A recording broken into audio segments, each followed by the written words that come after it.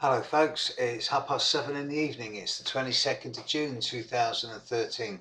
I've been at Bristol Green Market all day talking about the Green Gathering and handing out Green Gathering flyers, getting people to come to that.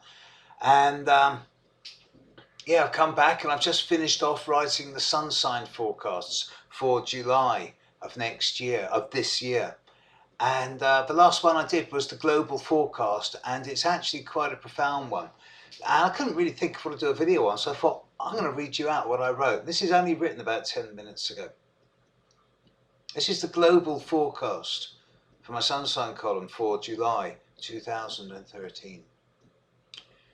As an astrologer and from a global perspective, I've been waiting for July 2013 for decades, and not only because I have Pluto opposite my Sun at its strongest during this time. This is the start of the process that within a very short space of time will bring massive changes, and by the middle of August, these changes should start to be becoming clear to all of us. Jupiter is already in Cancer and brewing up a storm when it opposes Pluto and squares Uranus over the coming month. And Mars will enter Cancer on the 13th of July, rapidly catching up with Jupiter and making the same patterns, i.e. opposite Pluto and square Uranus.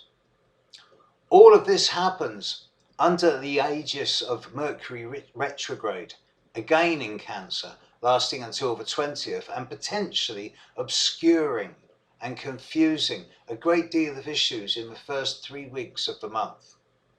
And with Mercury, Mars and Jupiter together around the 21st, all opposing Pluto and squaring Uranus, the astrological potentials for some type of explosive gesture, surgical and incisive strike, or some type of major geophysical change are much higher than usual. And yet, in the background, throughout July, there is also a grand trine between Jupiter, Saturn and Neptune, suggesting that a new economic system based on a more socialist, non-profit driven ethos is gaining hold. Perhaps the day of the Bitcoin is finally coming and the old currencies are becoming worthless. Certainly this grand trine suggests that people working together will benefit more than those working alone, at both the micro and the macro level. Time for more willing synergy, methinks. This pattern, which essentially is past crisis point by mid-August, is the culmination for a large number of people of things that have been happening in at least a subversive way for, in some cases, as long as 5 years. And there will be a lot of permanent endings in the coming few weeks. This is the shudder before the new birth. This time and early August is the final contraction before something new emerges, something that will have in its genesis the blueprint for the future of humanity. And I looked at that, and that's it there, and I looked at that and I thought, whoa, that's pretty good. I think I'll share that one. Everyone who's born in Cancer in June, in Capricorn in December, in Libra in September and in Aries in March are going to have much of the last 5 years summarised in the next couple of weeks. And at the global level, I can't help it, it's been on my mind all day since I saw a report this morning about how in China, just in the last week or two, the banks have stopped lending to each other. And the credit rates they're charging each other are suddenly escalating. I've seen this happen in Europe and America in recent years.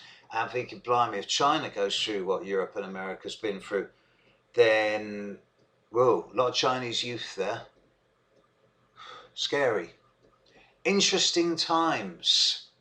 And we're just heading into the Mercury retrograde now. So, yeah, stay with me. I'll be here every day right through to the end of July and keeping you up to date on what's happening at the astrological level. Thanks for all the emails about my coming trip to America. And yeah, it does look as if I'm going to have to go to at least 2 or 3 spots in Canada as well. So the first itinerary is beginning to form in my mind, but give it a week and then I'll start throwing out a few emails and suggestions. Okay folks, that's it. Catch you later. Bye.